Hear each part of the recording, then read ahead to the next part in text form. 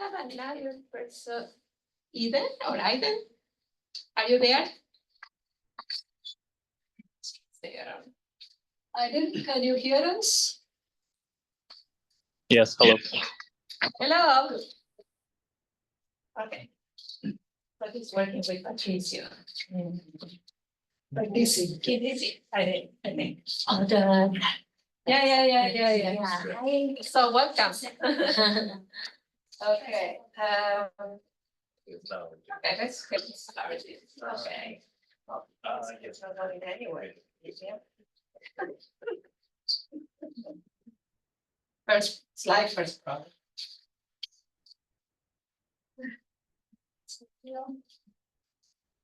Okay, there you go. Yeah, I don't know why they.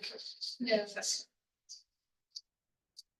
Okay, so first, what is CRISPR? Is a robust molecular tool for genome editing. By genome editing, I mean the insertion, deletion, or modification of specific DNA sequences in the genome of living organisms. So I'm showing this just as a timeline of the discovery and development of the CRISPR technology. So it all started around 1987 when there was the discovery of the CRISPR cluster repeats present in the genome of E. coli. And then over the years, these same repeats were discovering some other organisms. And then more or less, this one. Oh, nice. Okay. So over the roughly next following 20 years, it took for the fully structural and functional characterization of the system. And this is the discovery, as I said. One real breakthrough was in 2012 when Donna and Charpentier, they published the same article describing the use of CRISPR system to perform gene editing. A year later, it was the same lab that they published a paper using the technology applied to mammalian cells. So that was another very important thing, discovery. And then just finished in 2020 when when the Nobel Prize was awarded to Donna and Charpentier for their work in CRISPR, the Nobel Prize in chemistry. So the good thing about CRISPR is that it's a relatively simple and cost-effective tool. And it has been applied for many fields, from agriculture to livestock, food industry, drug discovery, also in medicine. And as we are going to discuss later, it's a very robust tool for basic research.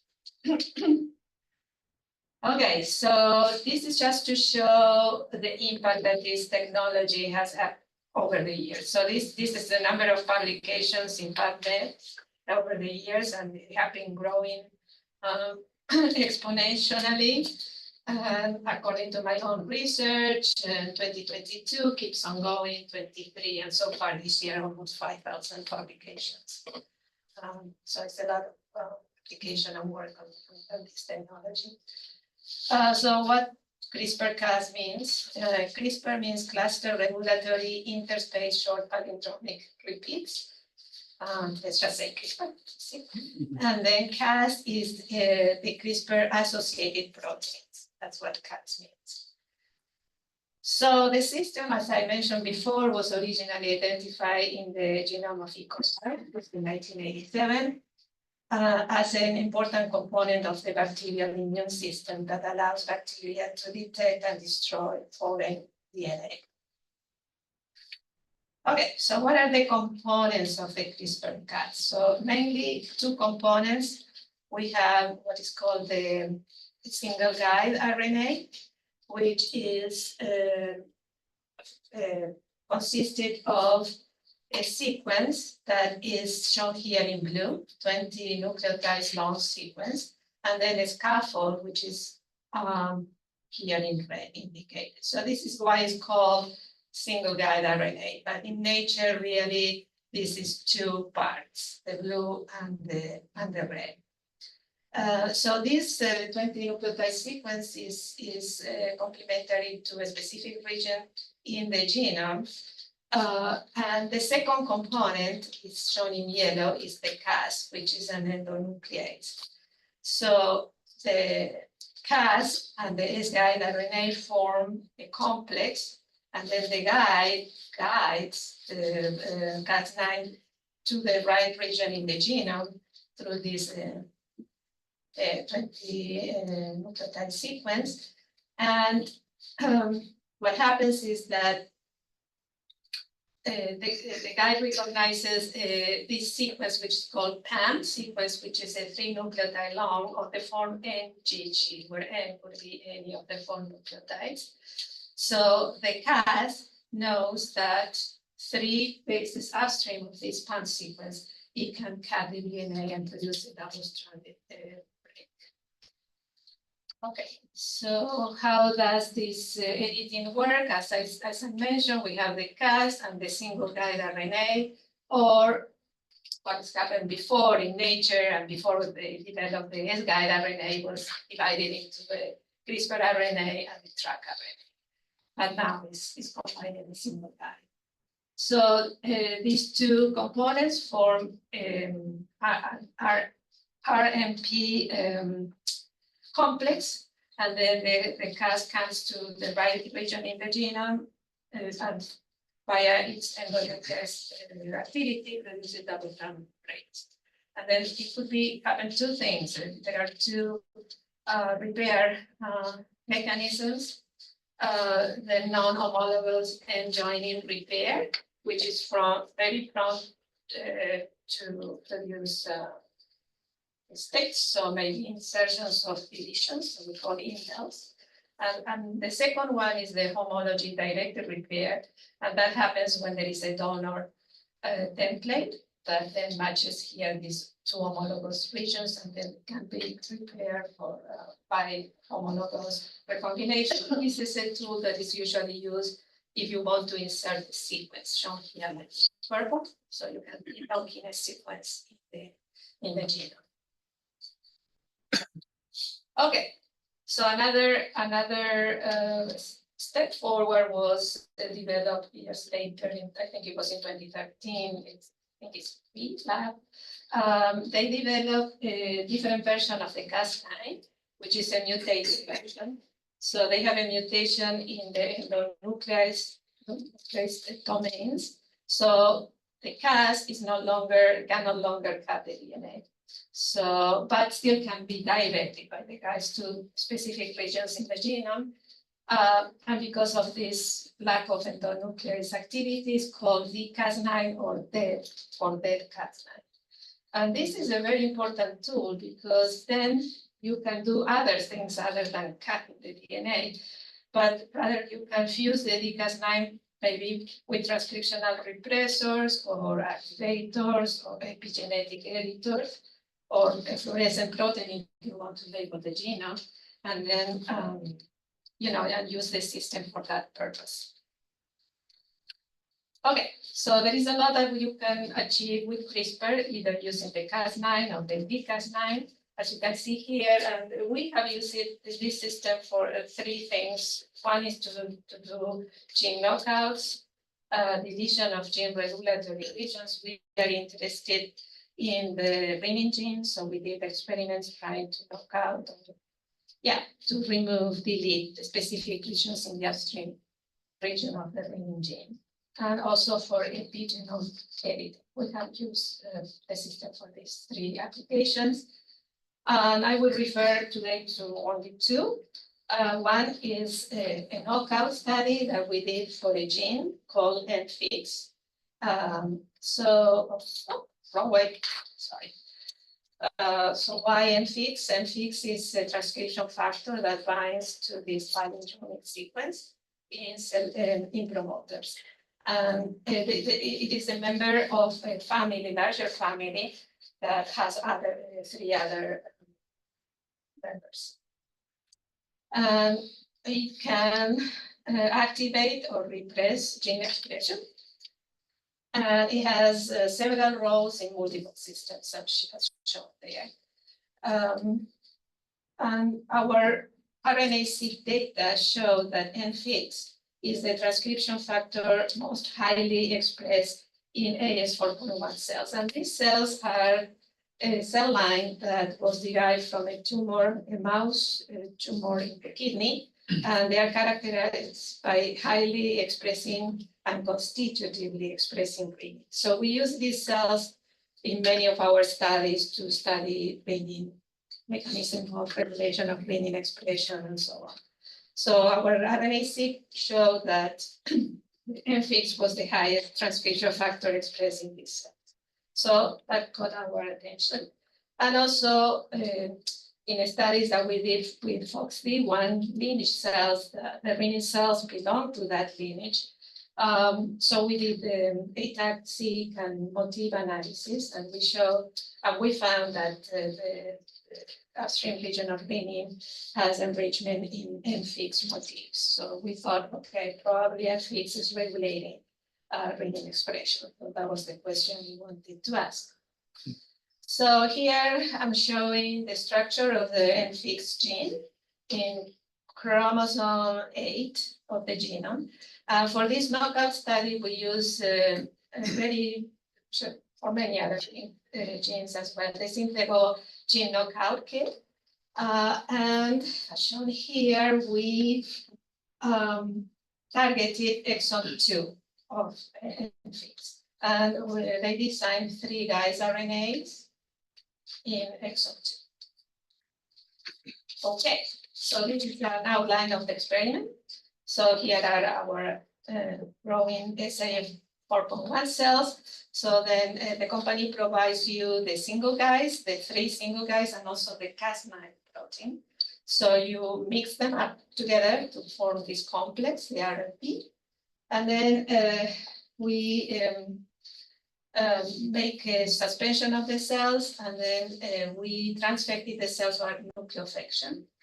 So our experiment consisted in cells plus the RNP, which means the S guide and the Cas9, cells that only has Cas9 no guides. That's a control, negative control. And then as just a positive control of nucleofection, we transfected with Pmax GFP, which is a vector that expresses GFP. So then after this nucleofection, we replated the cells.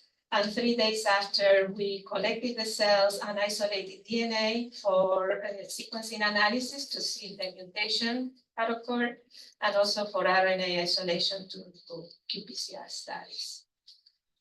Okay.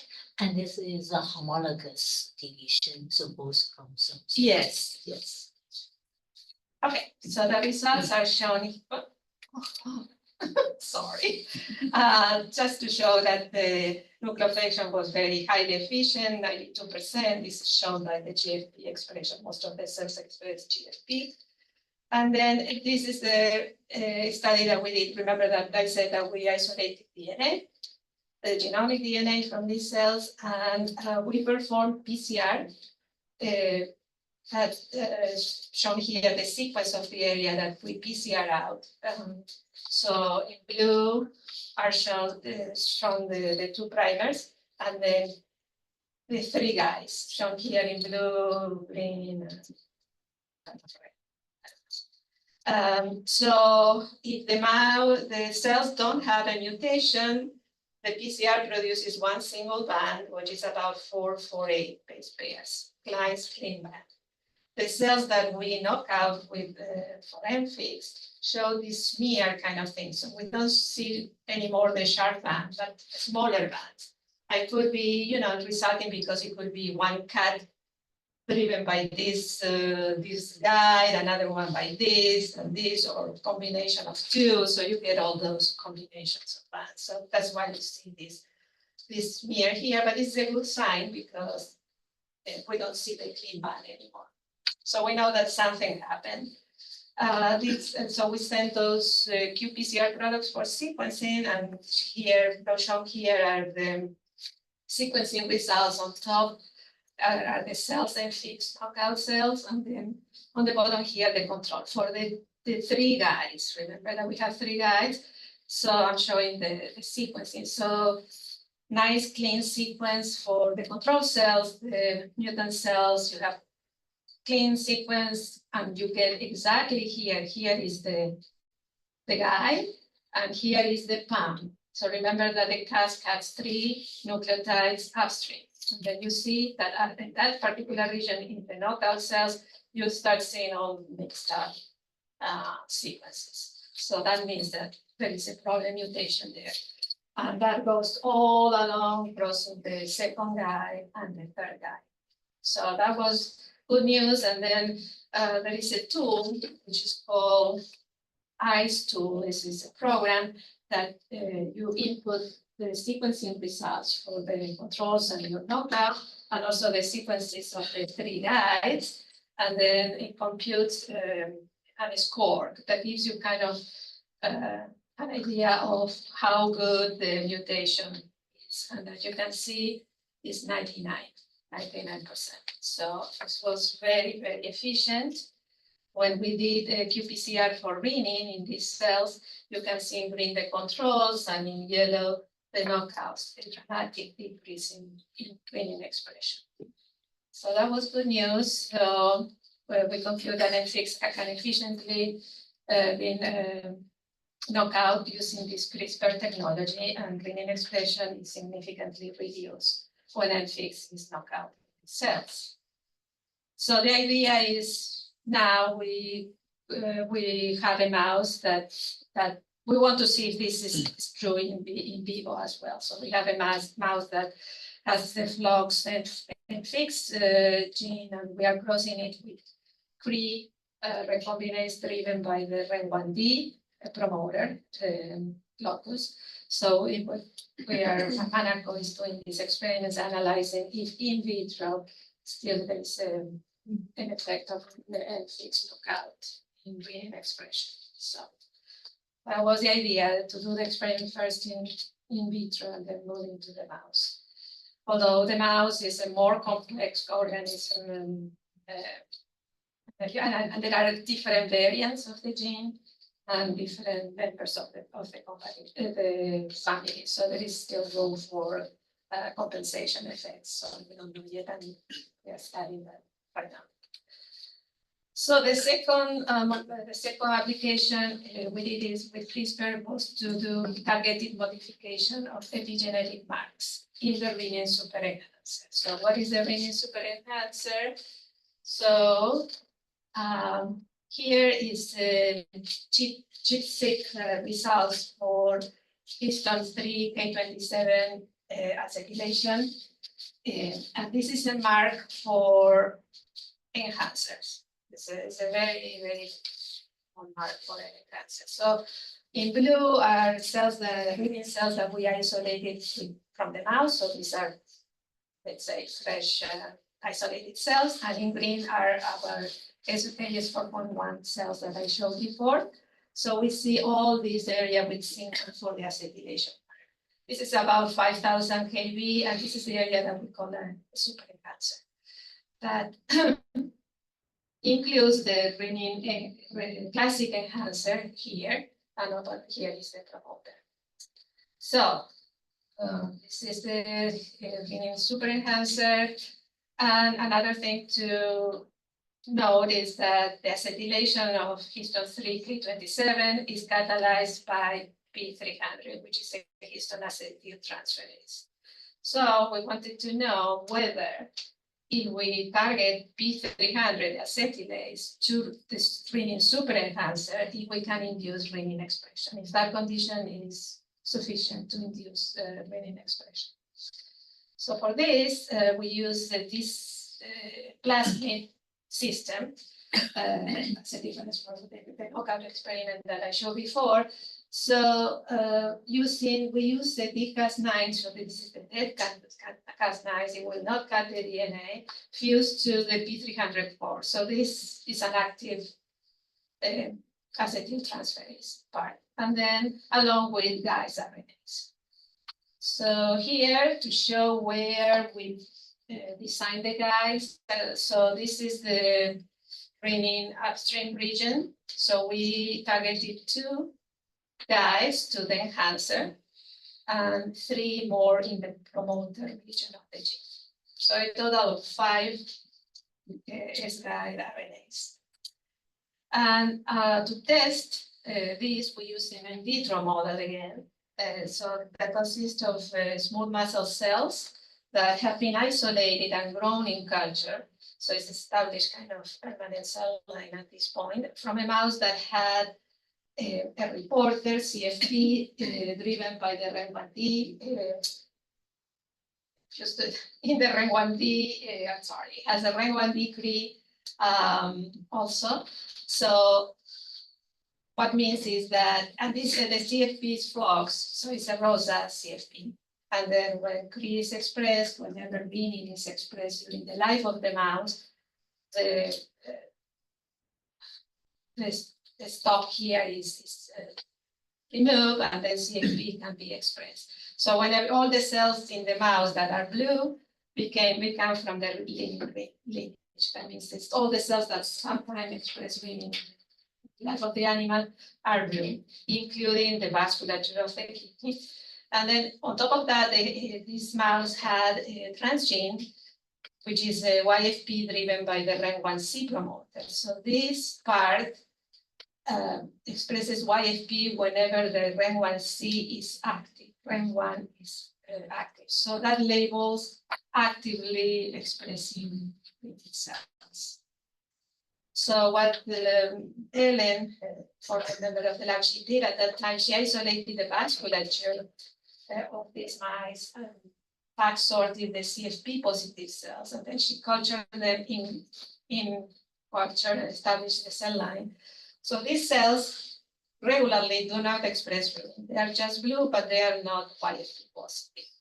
But upon stimulation with things that we know that stimulate renin expression, that was known as cyclic AMP, but also inhibitors of the histone deacetylases.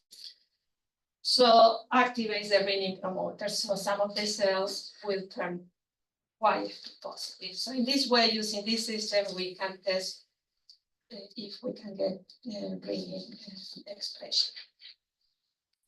So we made this plasmid consisting of the dCas9 fused to the P300, and then the 5 guide RNAs again in the super enhancer region of renin. We nucleoaffected the cells. We did a nucleophlection control, and we nucleoaffected with this plasmid here, and then we analyzed the cells 3 days after the nucleoaffection by microscopy and also RNA isolation for qPCR analysis. So here on the left, it's just face pictures of the cells. So whenever the cells that got only the dCas9, but not the guides, do not express any YFP. But the cells that had the dCas9 plus the guides, some of them are able to express renin, shown here by YFP.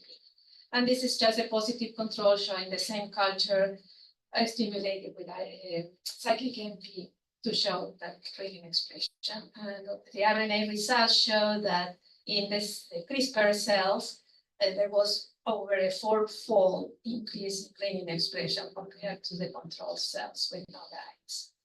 So the conclusion of that experiment basically is that targeting P300 to the renin enhancer and promoter is sufficient to induce renin expression in cells. So that's the way we did these experiments, and you can do other modifications or target other areas of the gene and see how that works. It was a nice application. So finally, I would like to say just a little bit about designing guide RNAs. So the most important thing is to achieve high target specificity and minimum of targets. So that's the 2 conditions that you have to have. So there are tools to to design your guides. This is the one that I initially used, but it's no longer available. And then we moved to this board, which is very popular. And these are others that Design Lab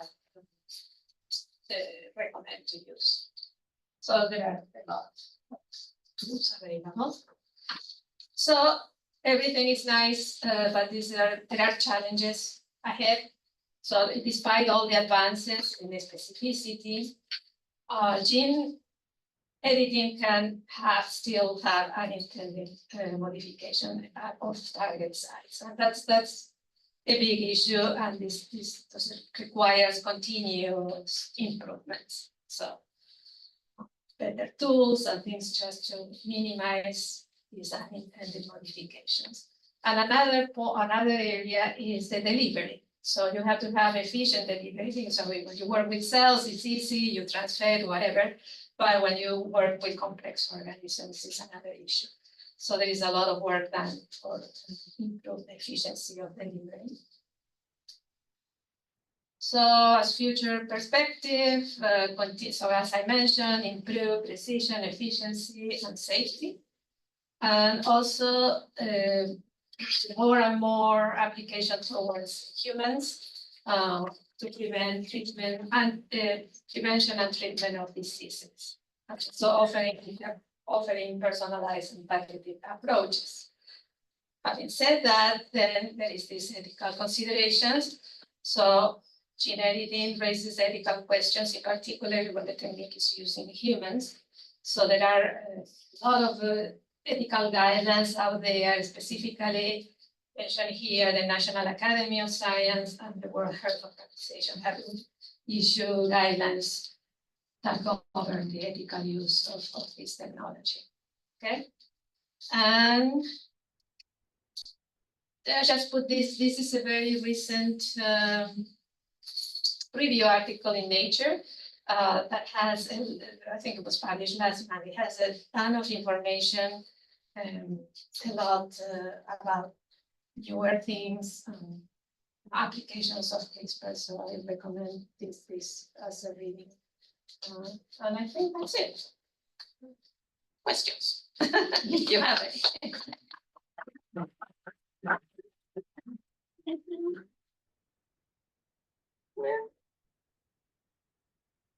So any of you are planning to use CRISPR for your experiments in the lab or something? Yeah, I aim use the CRISPR system to do the gene edit on stem cell. Oh wow! Okay. I have written lots of difficult. Oh really? Because we use this lentivirus to Yes. change the.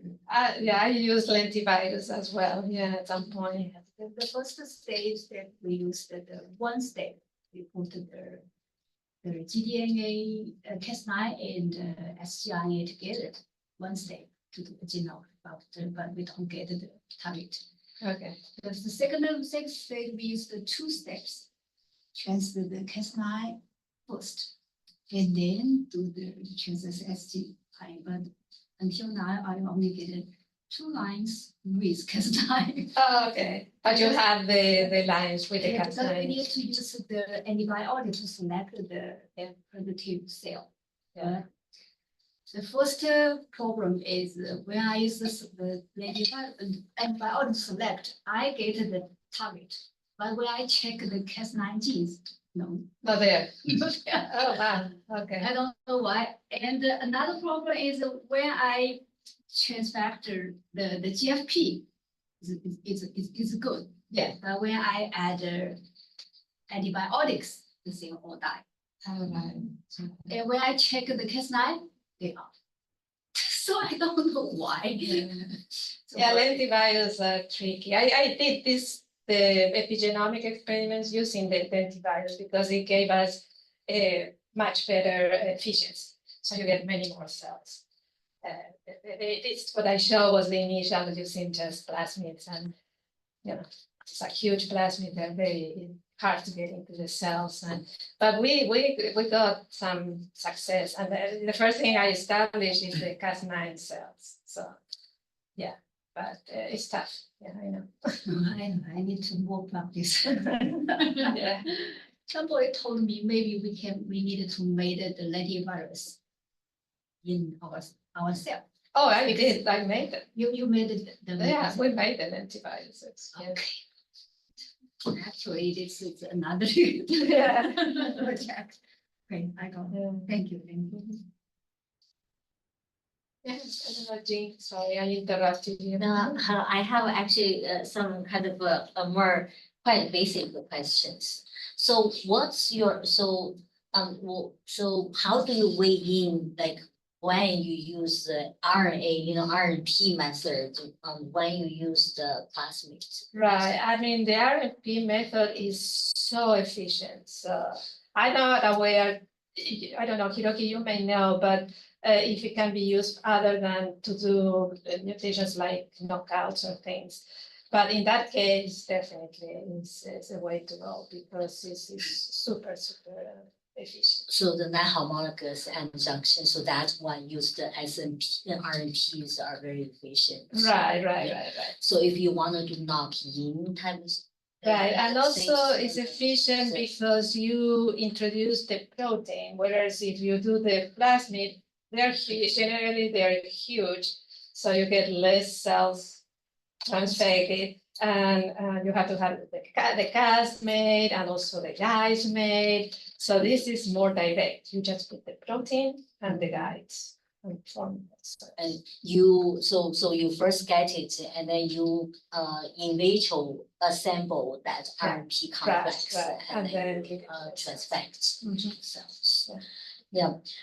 So another thing is that, so the number of guide RNAs, so in one case you do 3, the other 5. So what are the, like, what now Yeah, this is there right? How is do you a choose rule. how many? I think for the knockout experiment for them is kind of constant, right? When you did, I don't remember which gene was you. I did try to delete someone. Yeah. Two. So there was also 3 guides that they. Yes, I generated 3. I designed 3 guides for Right. delete the one gene. I think it's kind of a standard for them to do that. To do 3. For the other study, Mm. I tell you, it was very consuming because I did 1, 2 guys, 3, the combinations. And then the system is, you see the number of cells is not huge, the numbers that are activated.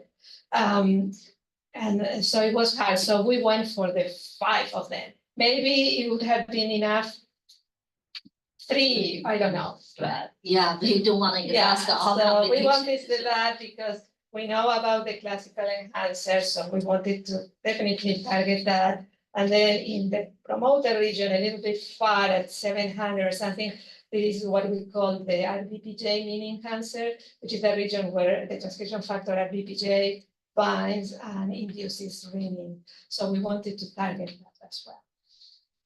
I think Hirofumi used just 2 guide single RNA to delete the lamina HC, and it Yeah, worked very it was well. very well. Just to delete it.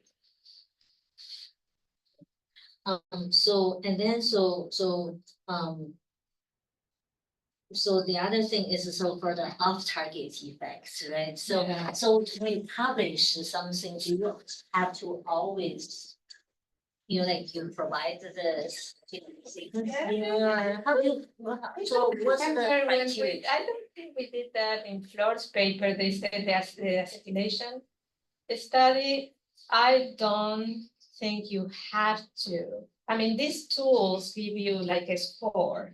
So, and then I remember the one that we were using, you have guys with the green, so this is where the goal was. So they have good specificity in general, so you go just for those. And I think that is enough just to mention the tool that you use to design. I don't know these days what are they. I really don't. It may have changed. Right, and then the last question is like, so the, so heterozygous knockout versus homozygous knockout, so for each cell, so how do you, aim to achieve most of the cells being, both chromosomes being. Yeah, I think it's a matter of trying. I mean, what we did not do was to clone the cells, because I think in the end you have to clone them and see, and have a clone that they are all And then. homozygous. So, but overall, the population showed 99%, so we were happy with that, yeah. I don't know. So you try just one concentration of the SMP that. Right, yeah. that's about these companies in general, they design the assay for you. And then, yeah, you just use So you whatever they put the say. concentration they see, and then use the protocol follow. They may have a very, what do you say, well established approach, because it is very effective, really. Thank you. Mhm.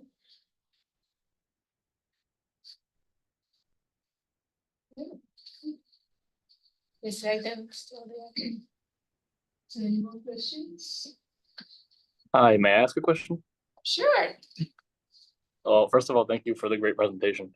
But I was interested in, so do you know if there are any major differences in using the CRISPR-Cas9 system in animal models versus cell cultures In animal models versus what, sorry?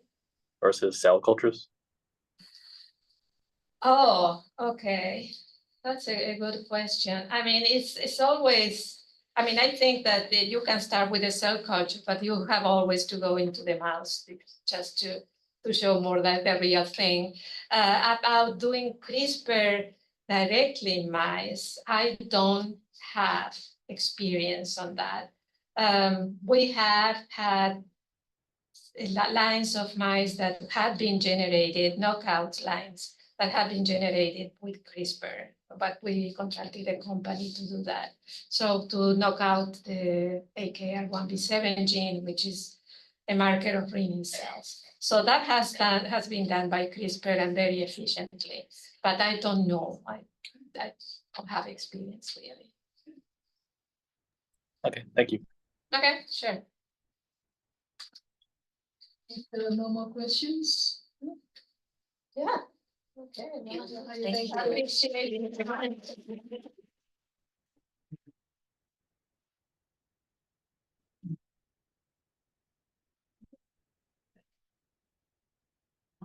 My question, my problem.